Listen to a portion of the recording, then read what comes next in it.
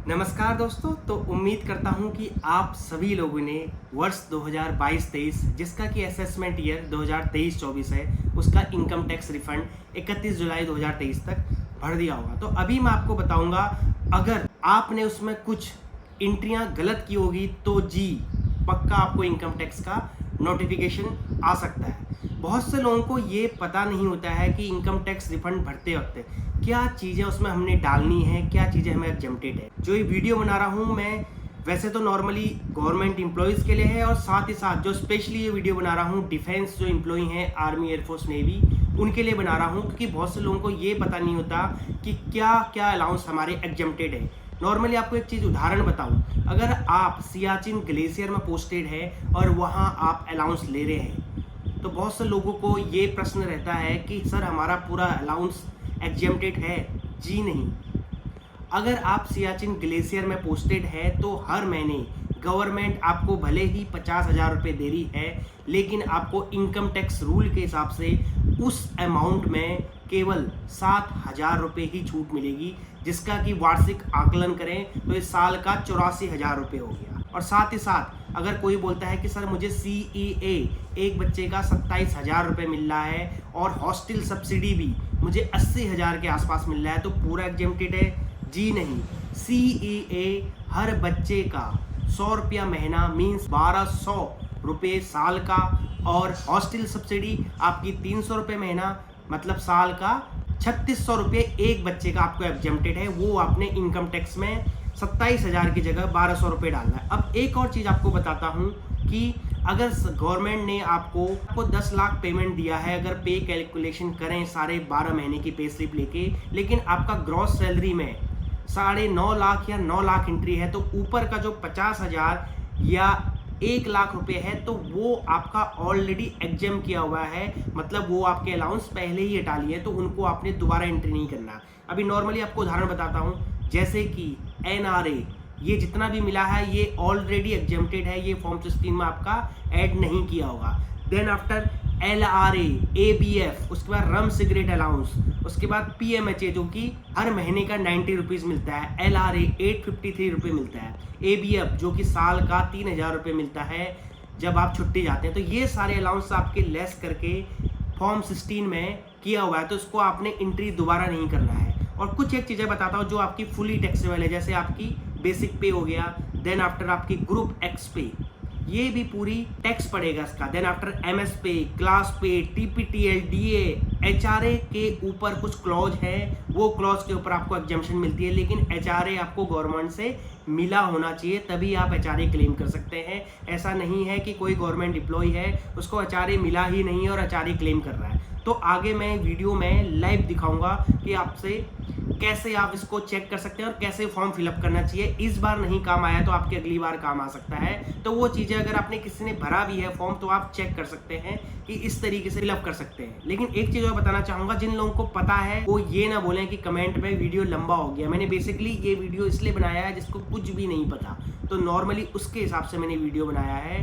तो उम्मीद करता हूँ कि आप अगर जो भी आपके क्वेश्चंस होंगे कमेंट बॉक्स में मुझे कमेंट कर दीजिए और मैं पक्का कोशिश करूँगा आपको आंसर देने की। जितना मुझे पता है उस हिसाब से मैं बताऊंगा। जो मैंने इनकम टैक्स रूल पढ़े हुए हैं, देन आफ्टर जो रिफंड के जितने भी रूलिंग्स हैं। एक और चीज़ बताना चाहूँगा कि जिनकी पेमेंट 2.5 लाख रुपए से नीचे है वो 31 दिसंबर तक भर सकते हैं, उनको कोई लेट फीस नहीं लगेगी। लेकिन नॉर्मली हम डिफेंस के जितने भी एम्प्लॉय हैं तो उनकी 2.5 लाख से ऊपर है तो 31 जुलाई के ऊपर उनको लेट फीस देना होगा। लेट फीस है 1,000 रुपये अगर 5 लाख से कम इनकम है, और 5,000 रुपये अगर आपकी 5 लाख से ऊपर इनकम जारी है तो वो चार्जेस है। अभी मैं आपको डायरेक्टली लाइव दिखाता हूँ कि कैसे आपने इनकम टैक्स भरना है।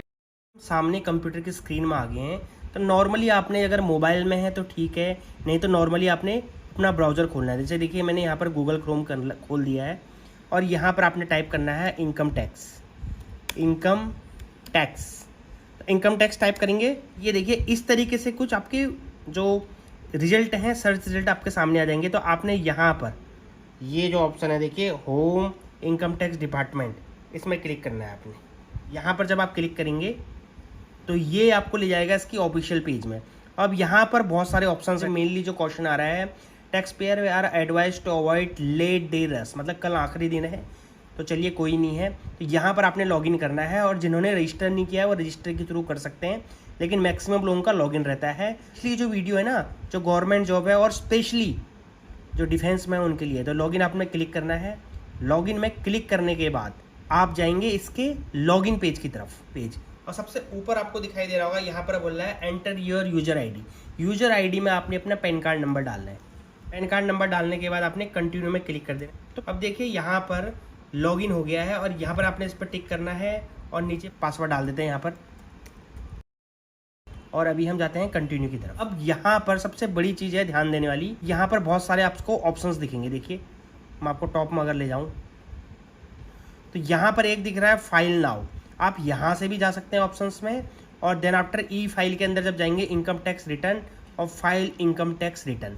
लेकिन सबसे पहले आपने रिटर्न करने से पहले आपने फॉर्म 26AS डाउनलोड कर लेना है। तो यहाँ पर मैं जानकारी के लिए बता दूँ, फॉर्म 26AS के अंदर PAOR से या फिर जहाँ से भी आपको पेंशन मिल रही है, ग्रॉस सैलरी के ऊपर जितना इनकम टैक्स कटा है, या फिर अगर हमारा कोई सेविंग बैंक में अकाउंट है उसका इंटरेस्ट, या फिर कोई FD है उसके इंटरेस्ट के ऊपर कोई भी TDS कटा है, तो फॉर्म 26 के अंदर वो सारी इन्फॉर्मेशन होती है। तो अभी हम फॉर्म 16 डाउनलोड कर लेते हैं। देखिए जैसे हम यहाँ जाएंगे, ई फाइल में जाना है आपने।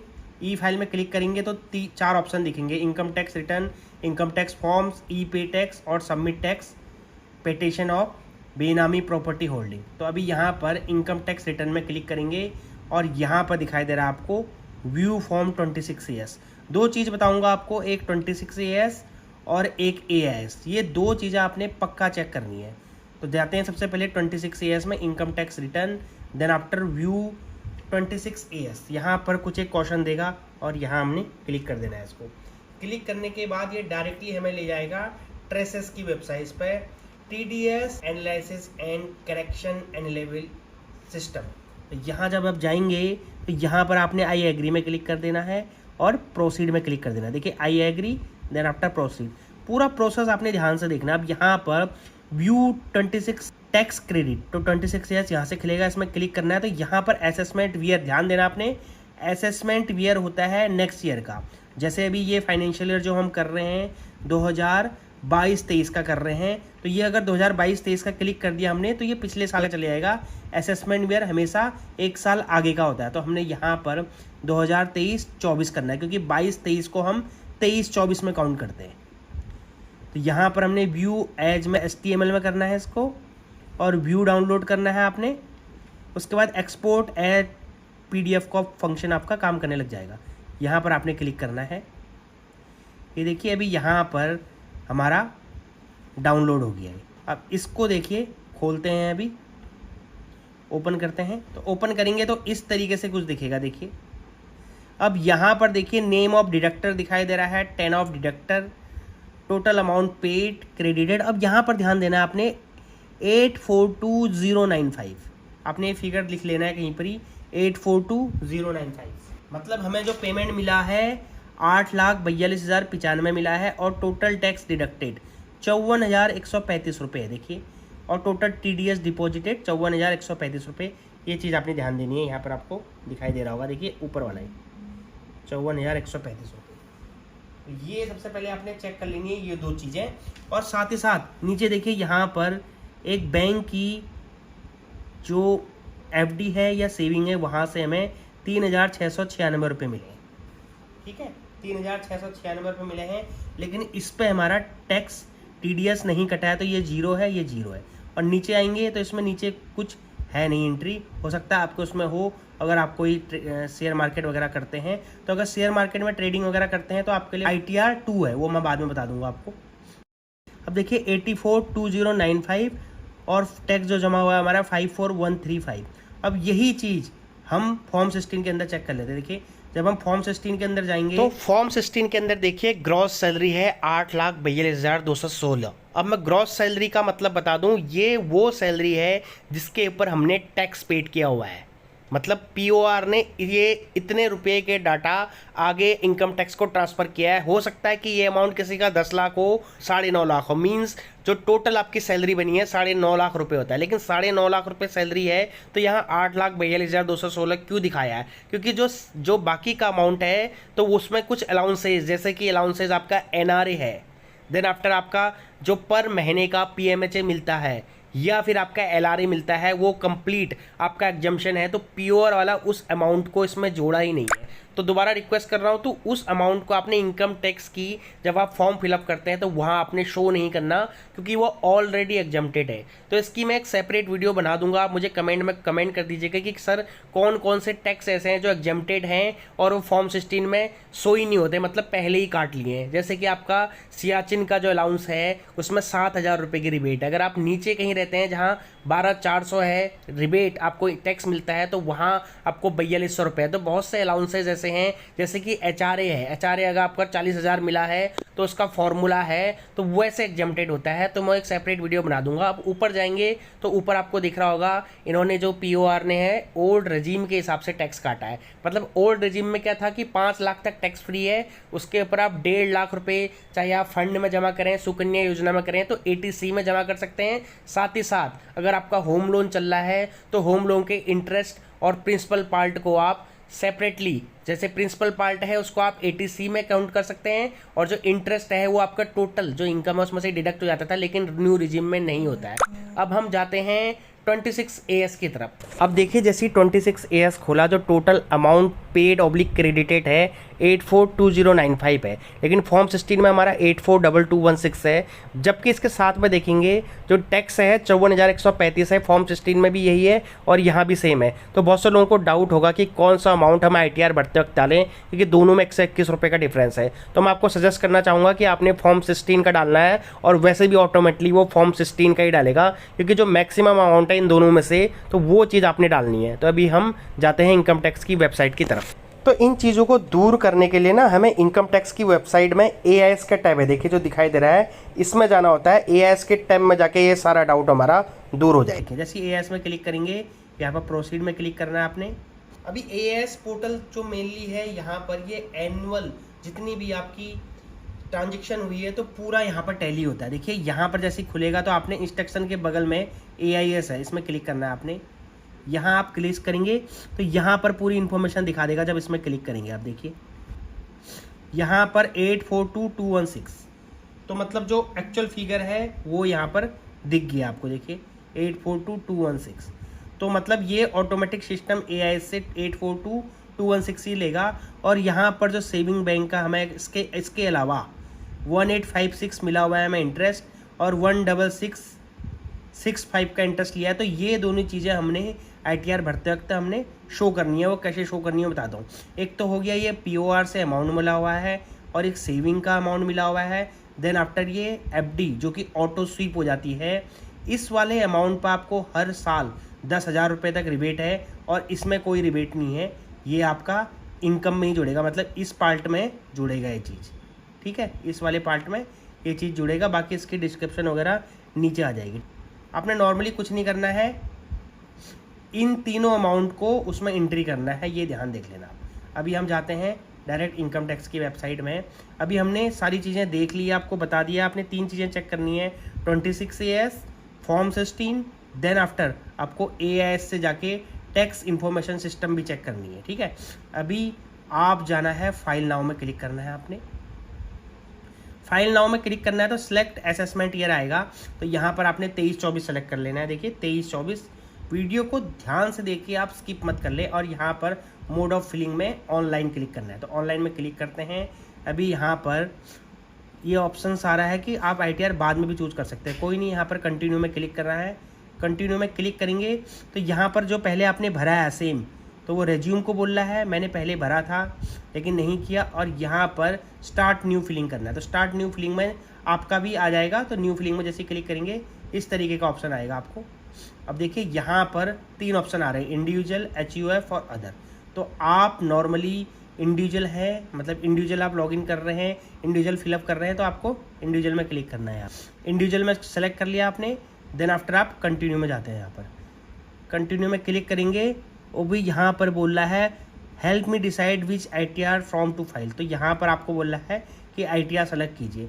नॉर्मली अगर आप पेमेंट से या फिर आपको सेविंग से कुछ आपको अमाउंट आ रहा है, आप डिफेंस की जॉब में है, तो ITR 1, अगर आपके शेयर्स या फिर कैपिटल गेन हो रहा है तो उसके लिए ITR 2 होता है। ITR 1 में आप कैपिटल गेन को नहीं भर सकते हैं। तो अभी मैं डिफेंस के लिए बना रहा हूँ स्पेशली, प्रोसीड विद ITR 1 में करना है। आप मुझे पक्का कमेंट बॉक्स में कमेंट कर देना जो चीज़ आपको समझ में नहीं आएगी। मैं पूरी कोशिश करूँगा आपको समझाने की कि किस तरीके से भरते हैं। बहुत से लोग गलत ITR भर रहे हैं, लेकिन काफ़ी रिसर्च करने के बाद मैंने काफ़ी जो इनकम टैक्स की जो रूल्स हैं उनको पढ़ने के बाद मैं आपको यहाँ पर ये इन्फॉर्मेशन दे रहा हूँ कि किस तरीके से करते हैं। अभी देखिए यहाँ पर बहुत सारे ऑप्शंस आ रहे हैं। ITR 1 income tax return, let's get started. तो यहाँ पर क्लिक कर देंगे। अब यहाँ पर 3 चीज़ बोल रहा है, taxable income is more than basic exemption limit. आप याला भी चूज़ कर सकते हैं, ये भी चूज़ कर सकते हैं, लेकिन हमें यहाँ पर अदर्स को क्लिक करेंगे और यहाँ पर ये जो बीच वाला ऑप्शन है, ये जिसके लाइट का इलेक्ट्रिसिटी का चार्ज है या फिर कहीं LTC में घूमने गया है तो वो उसके लिए होता है। आप नीचे वाला करना है सेलेक्ट, आपने अदर, और नीचे जाके आपने क्लिक करना है इसको कंटिन्यू में। पूरी वीडियो आप ध्यान से देखना, बिल्कुल भी स्किप नहीं करना। अगर स्किप करेंगे तो हो सकता है आपको दिक्कत आएगा। अब यहाँ पर एक कुछ ही क्वेश्चन दे रहा है कि इसने ऑटोमेटिक जो हमारा TDS सर्टिफिकेट था या ES से कुछ डाटा उठा लिया है, वो आप चेक कर लीजिए। तो यहाँ पर ओके में क्लिक करेंगे। ओके में क्लिक करने के बाद यहाँ पर सबसे पहले जो बोल रहा है पर्सनल इन्फॉर्मेशन, तो पर्सनल इन्फॉर्मेशन में जब जाएंगे तो आप सबसे पहले तो वेरीफाई यूर पर्सनल इन्फॉर्मेशन बोल रहा है। तो यहाँ हम नीचे आएंगे तो ये कुछ डिटेल वगैरह मांग रहा है। यहाँ पर अगर आप देखें तो पर्सनल इन्फॉर्मेशन में अब जाएंगे तो यहाँ पर आपका नाम वगैरह चेक कर लीजिएगा। देन आफ्टर कॉन्टैक्ट डिटेल वगैरह जो आपको बोल रहा है वो चेक कर लेना। और नेचर ऑफ एम्प्लॉयमेंट में पक्का ध्यान दीजिए। आप यहाँ पर अदर में अगर आप सेंट्रल गवर्नमेंट एम्प्लॉई हैं तो आप पक्का यहाँ पर सेंट्रल गवर्नमेंट को क्लिक कीजिए।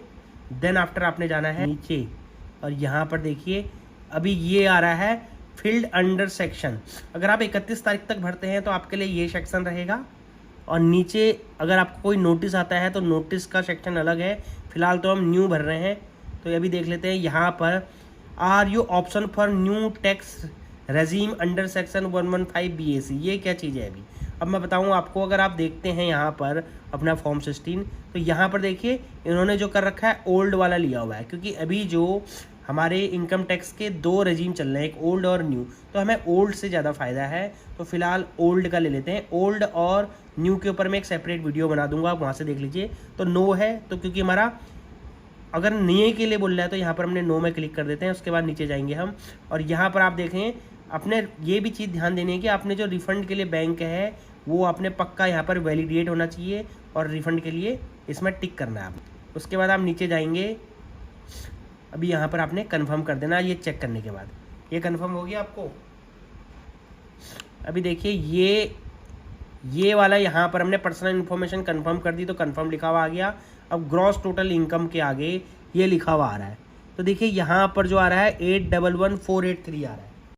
तो आपको इससे घबराने की ज़रूरत नहीं है। अभी ऊपर वाला कंफर्म हो गया, अभी नीचे वाले में क्लिक करना है और ये सीधे आपको ले जाएगा इस वाली डिटेल को वैलिडेट करने के लिए। ये खुलेगा अभी ग्रॉस टोटल इनकम का पेज।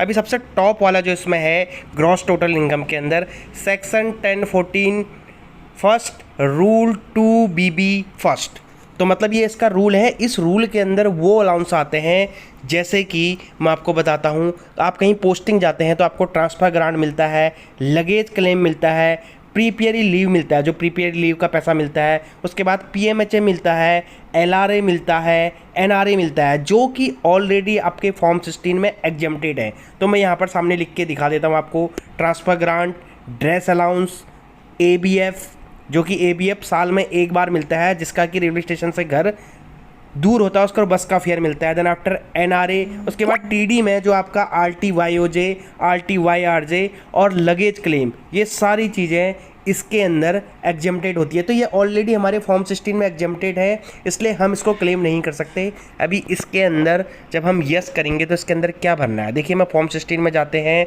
यहाँ पर पार्ट B का serial number 3 less allowance to enter exempt under section 10। तो यहाँ पर हमने ये जो 1321 रुपया है, इस 1321 रुपये को आपने यहाँ पर जब आप यस करेंगे, इस 1321 रुपये को आपने यहाँ पर डाल देना है। तो देख सकते हैं यहाँ पर 1321 रुपये डाल दिया है हमने।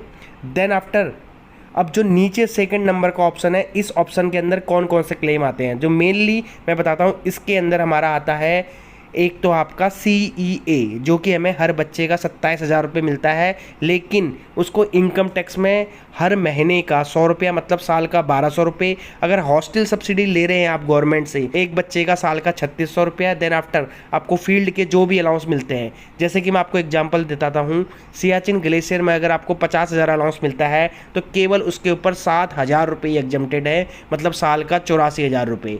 या फिर एग्जाम्पल लेते हैं, जैसे हमें कहीं 9,700 रुपये मिल रहा है तो उसके ऊपर 3900 रुपये एग्जम्प्टेड है। तो हर जो अलाउंस है उसका अलग अलग एग्जम्पशन है। जैसे मैं उदाहरण देता हूँ, यहाँ पर 9,700 रुपये को 3 से गुणा करेंगे तो 29,100 रुपये में आएगा, लेकिन एग्जम्प्टेड कितना होगा, 3900 को 3 से गुणा करेंगे तो 11,700 रुपये। तो जैसे यहाँ पर मैं बताऊँ तो 11,700 रुपये इसका लिख देते हैं। देन आफ्टर CEA जैसे हमें मिला हुआ है 27,000 रुपये और उसका कहीं एंट्री नहीं है फॉर्म 16 में, तो उसका 1,200 रुपये ऐड करके हम इसके अंदर जब डालेंगे 11,700 प्लस 1,200 तो ये हो जाएगा आपका 12,900 रुपये। तो ये चीज़ बता दूं, इसके अंदर आपके फील्ड अलाउंस और साथ ही साथ CA और हॉस्टल अलाउंस हम इसके अंदर डाल सकते हैं।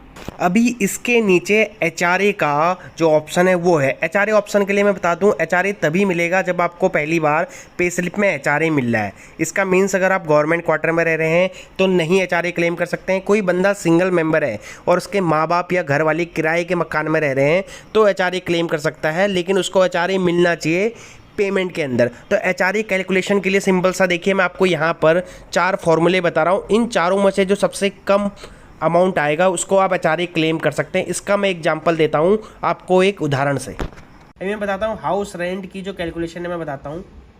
देखिए आप यहाँ पर HRA की जो कैलकुलेशन होती है मैं बताता हूँ। HRA का जो फॉर्मूला है ना, अभी 4 चीज़ें डिपेंड करती है HRA का कैसे आप निकालेंगे। एक्चुअल HRA रिसीव्ड, मतलब आपको POR से कितना मिला हुआ है। Then after 50% of basic salary plus DA का, जो कि दिल्ली, कलकत्ता, मुंबई और चेन्नई में रहते हैं। देन आफ्टर अगर इन सिटी को छोड़ के नॉन मेट्रो हैं, दिल्ली, कलकत्ता, मुंबई और चेन्नई, तो 40% मिलेगा। और एक्चुअल रेंट पेड, उसमें से माइनस करेंगे 10% of basic salary plus DA का।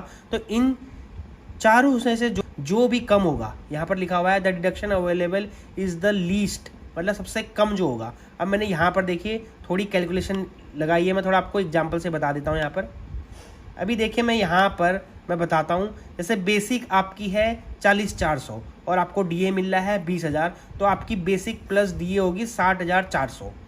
अगर आपको 4,000 रुपये पर महीने के मिलते हैं तो आपको बताऊँ यहाँ पर, तो आपको साल का 48,000 रुपये HRA मिला हुआ है। ठीक है, ये HRA वही क्लेम कर सकते हैं जो कि गवर्नमेंट क्वार्टर में नहीं रह रहे हैं, लाइन मेंबर हैं या फिर आउटलिंग में रह रहे हैं, जिनके HRA कंपोनेंट पेमेंट में इंक्लूड है। अब देन आफ्टर नेक्स्ट वाला है, अगर आप दिल्ली, कलकत्ता में रह रहे होंगे तो 50% ऑफ बेसिक पे प्लस DA, मतलब 60,400 का 60,400 को हम 12 से गुणा करेंगे तो 7,24,800 रुपये आ जाएगा। और इसको हम 50% निकालेंगे तो 3,62,400 रुपये हो गया आपका इस वाले ऑप्शन से।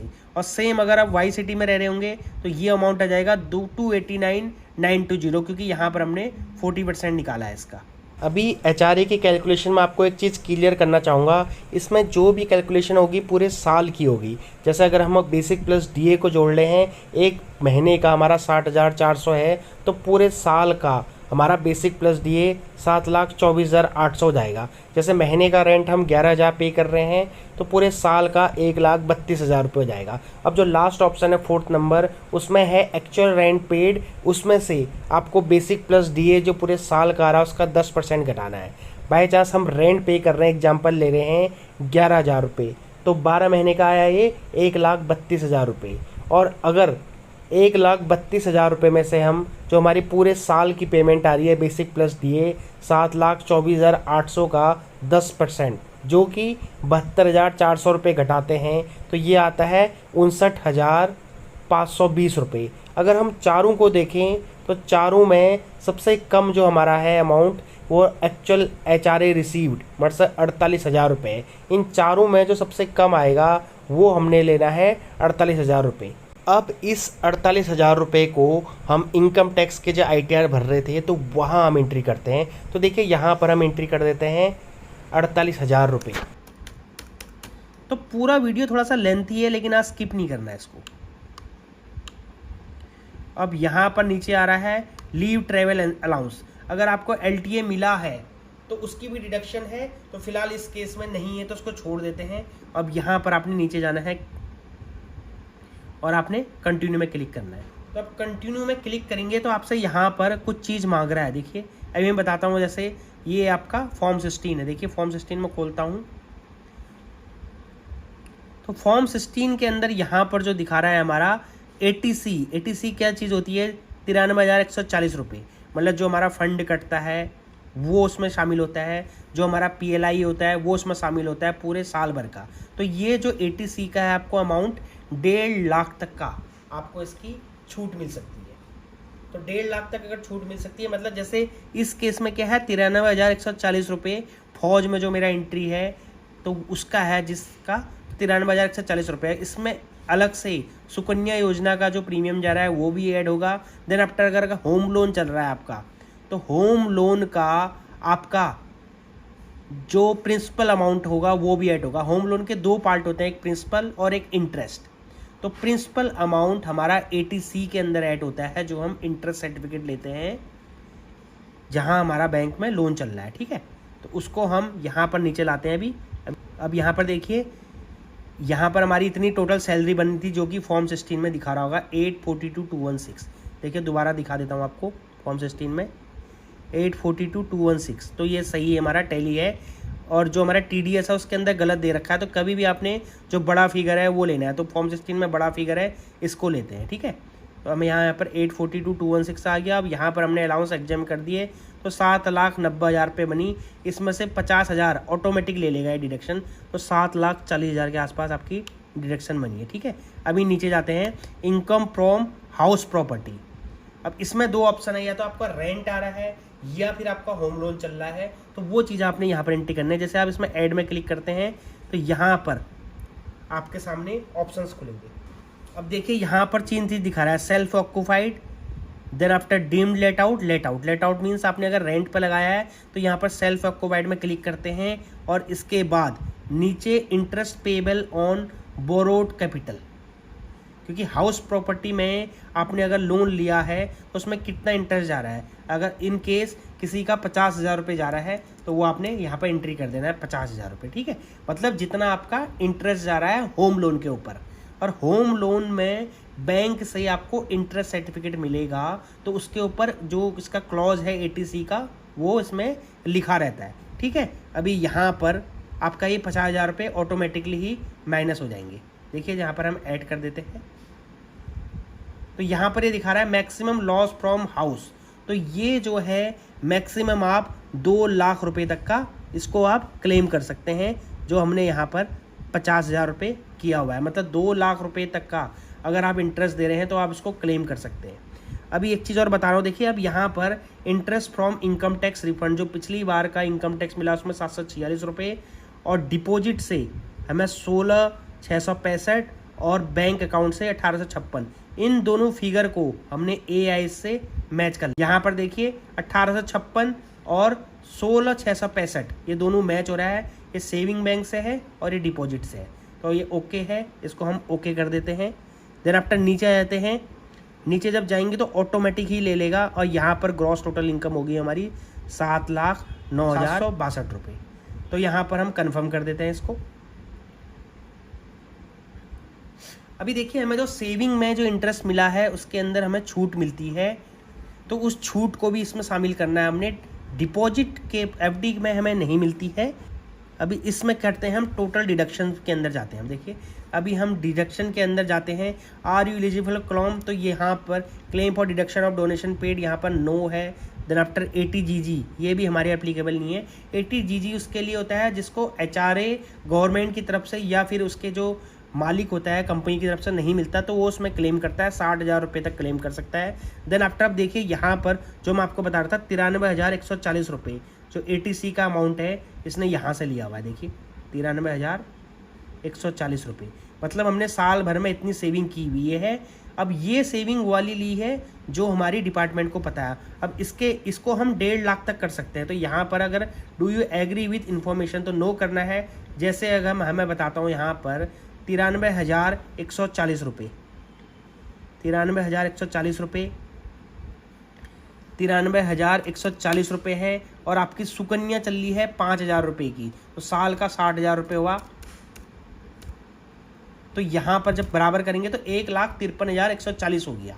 तो मतलब सुकन्या चल रही है, तो सुकन्या का तो फौज को पता नहीं है, तो 1,53,140 रुपये ये बनना है। तो लेकिन हम मैक्सिमम यहाँ पर 1.5 लाख ही कर सकते हैं। अगर आप 1,53,140 भी करेंगे तो ये ऑटोमेटिक 1.5 लाख ले लेगा। देखिए यहाँ पर जो सेविंग बैंक का इंटरेस्ट है उसके ऊपर भी आप क्लेम कर सकते हैं, जो कि 80 TTA में आता है। तो हमें यहाँ पर जो सेविंग बैंक का इंटरेस्ट मिला था, आपको दिखा देते हैं, वो मिला था हमें 1,856 रुपये। तो उसको भी हम रिफंड ले सकते हैं 10,000 रुपये तक का। ये TDS कटा है हमारा, तो हमने इसके अंदर इसको एंट्री करना होगा।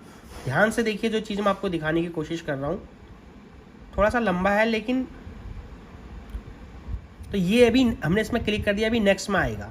तो are you eligible to claim any other deduction, तो यहाँ पर मैक्सिमम जो ऑप्शन आते हैं वो नो अप्लीकेबल होते हैं। तो यहाँ पर कंटिन्यू कर देना आपने।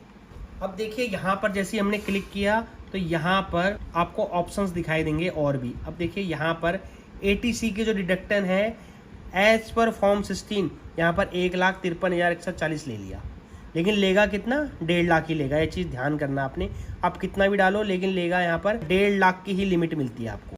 ATD मेनली हेल्थ के जो क्लेम के लिए होता है उसके लिए होता है। अगर आपने कोई हेल्थ इंश्योरेंस लिया है, चाहे वो 50,000 का क्यों नहीं लिया हो या फिर 1 लाख का, आपको केवल रिबेट 25,000 की मिलेगी। 25,000 अपने मदर फादर के लिए मिलेगी।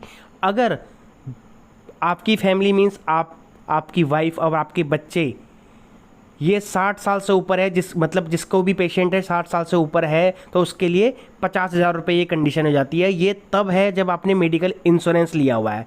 अगर आपने मेडिकल इंश्योरेंस नहीं लिया है और आप कोई इलाज कराते हैं तो सीनियर सिटीजन के केस में आप इसको क्लेम कर सकते हैं। लेकिन साथ ही साथ इसमें प्रिवेंटिव हेल्थ चेकअप में आप 5,000 रुपये क्लेम कर सकते हैं, जो कि कंप्लीट फैमिली मतलब आपके पेरेंट्स और आपके लिए 5,000 रुपये है। किसी का भी लो 5,000 से ऊपर नहीं मिलेगा। और ये प्रिवेंटिव हेल्थ चेकअप आप कैश में भी इसका पेमेंट कर सकते हैं। इसके लिए कोई डॉक्यूमेंट की ज़रूरत नहीं है। इन केस अगर रिक्वायरमेंट पड़ी तो इनकम टैक्स आपसे 5,000 रुपये का रिसिप्ट वगैरह मांग सकते हैं ऑनलाइन ट्रांजैक्शन के।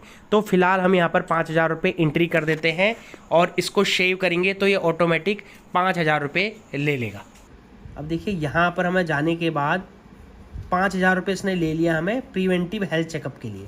अब इसके अंदर जो इसका मेडिकल क्लेम अगर आपने लिया हुआ है तो 25,000 रुपये, अगर आप सीनियर सिटीजन है तो 50,000 रुपये आपके, और मदर फादर भी आपके सीनियर सिटीजन है तो 50,000 उनके, और ये 5,000 रुपये भी इसी में इंक्लूड है। मतलब जैसे आपने 40,000 का मेडिकल इंश्योरेंस का ले लिया अगर मदर फादर का, और 5,000 रुपये का अगर ये है, लेकिन ये तभी ले सकते हैं जब आपने खर्च किया हुआ है। और इन केस इन 5,000 रुपये के लिए भी आपसे वो रिसिप्ट वगैरह मांग सकते हैं, इनकम टैक्स का नोटिस। ठीक है, अभी देखिए यहाँ पर हमारा जो ऑप्शन आ गया 155, मतलब 1,50,000 वो था, 5,000 और जुड़ गया। अभी हमने यहाँ पर सेविंग बैंक अकाउंट का भी क्लेम कर सकते हैं हम। तो ऐड 80 TTA में जाना है हमने, और यहाँ पर हमको सेविंग बैंक से जो इंटरेस्ट मिला हुआ है वो मिला हुआ है 1,856 रुपये। तो हम यहाँ पर 1,856 रुपये क्लेम कर देंगे, ये हमें पूरा वापस होगा, क्योंकि 10,000 रुपये तक आप इसको क्लेम कर सकते हैं। 1,856 रुपये ये आपने ऐड कर देने हैं, केवल सेविंग बैंक के ऊपर मिलेगा। 80 TTA and reduction details provide by the employer. तो एम्प्लॉयर के पास ये डिटेल नहीं थी मेरी कि मेरे को FD मिल रहा है मेरे POR को, तो मैं यहाँ पर इसको ऐड कर दूंगा। देख सकते हैं आप यहाँ पर ATC का अमाउंट हो गया 1.5 लाख रुपये, और उस अमाउंट ऑफ इन्वेस्टमेंट 1,53,140 हो गया। ATC का मैंने 1.5 लाख ले लिया। ठीक है, अब यहाँ पर सब चीज़ें मिलके देखिए ये हो गया आपका मेडिकल का एक्सपेंसेस। 80 TTA जो हमने सेविंग का इंटरेस्ट जो TDS कटा है उसको रिफंड के लिए क्लेम किया है, 10,000 रुपये तक क्लेम कर सकते हैं। उसके बाद हमारे यहाँ पर आ गया, अब यहाँ पर वार्निंग दे रहा है कि एम्प्लॉयर ने आपको डिटेल नहीं दिया, आपने 1,56,000 कैसे दे दिया है, लेकिन ये आप कंफर्म है तो आप इसको कंफर्म कर दीजिए। दोबारा बताऊं कि फेक क्लेम आपने नहीं करना है, नहीं तो इस बार आपको इनकम टैक्स से नोटिस आने के चांसेस हैं। देखिए अब यहाँ पर आपका सब चीज़ें कंफर्म होगी। उसके बाद टैक्स पेड दिखा रहा है 54,135 रुपये, और यहाँ पर आपका टोटल टैक्स बनता है आपका 24,000 रुपये।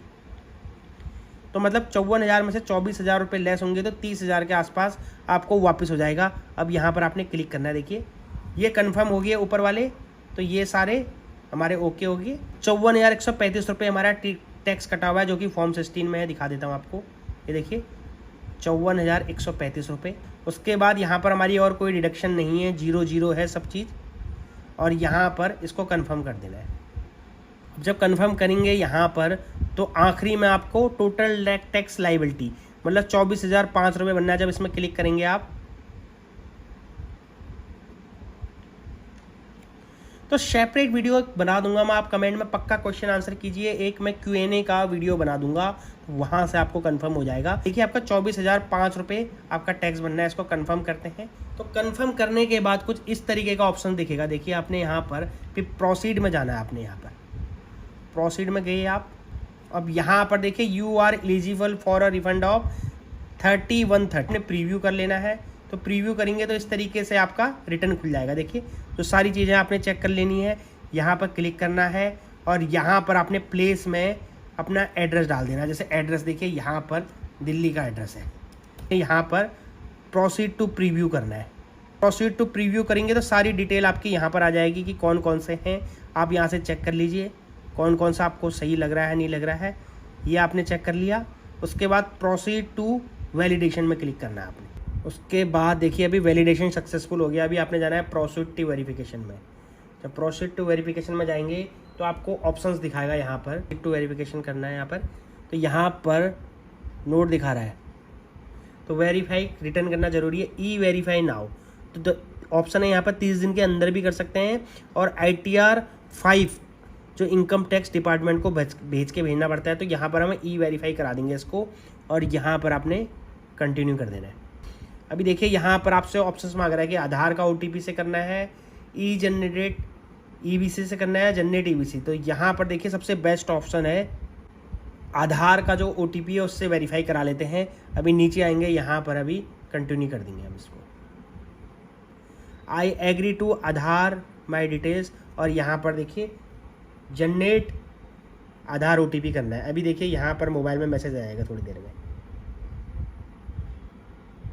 अभी देखिए यहाँ पर OTP बोल रहा है, एंटर OTP। देखिए अभी मैसेज आ गया यहाँ पर।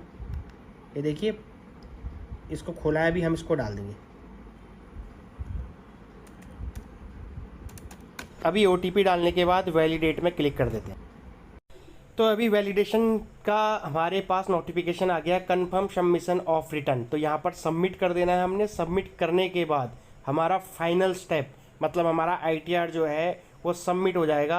अब यहाँ पर देखिए ऊपर आ गया option, you have successfully filed and verified your return. तो इस तरीके से हम ITR भर सकते हैं और साथ ही साथ यहाँ से डाउनलोड भी कर सकते हैं रिसिप्ट। आप लोगों ने वीडियो देखा, वीडियो देखने के लिए बहुत बहुत धन्यवाद। जिसकी भी कोई क्वेरी है वो मुझे पक्का कमेंट बॉक्स में कमेंट कर दीजिए, मैं पक्का कोशिश करूँगा आपका जवाब देने की। Thank you.